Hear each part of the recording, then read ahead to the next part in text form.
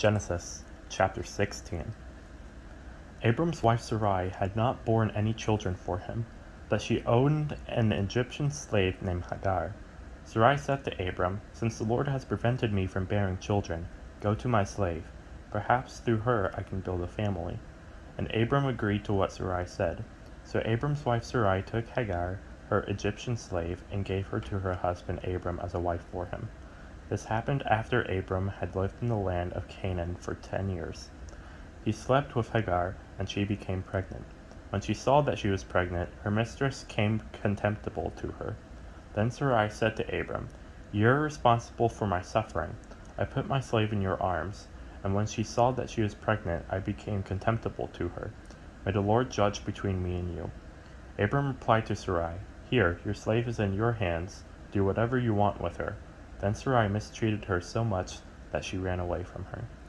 The angel of the Lord found her in a spring in the wilderness, the spring on the way to Shur. He said, "Hagar, slave of Sarai, where have you come from, and where are you going?" She replied, "I'm running away from my mistress Sarai." The angel of the Lord said to her, "Go back to your mistress and submit to her authority." The angel of the Lord said to her, "I will greatly multiply your offspring, and there will be too many to count." The angel of the Lord said to her, "You have conceived and will have a son. You will name him Ishmael, for the Lord has heard your cry of affliction. This man will be like a wild donkey. His hand will be against everyone, and everyone's hand will be against him. He will settle near all his relatives."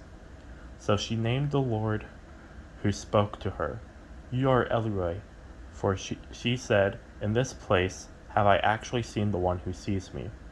That is why the well is called Bir Lahai-roi. It is between Kadesh and Bered. So Hagar gave birth to Abram's son, and Abram named his son, whom Hagar bore, Ishmael. Abram was 86 years old when Hagar bore Ishmael to him.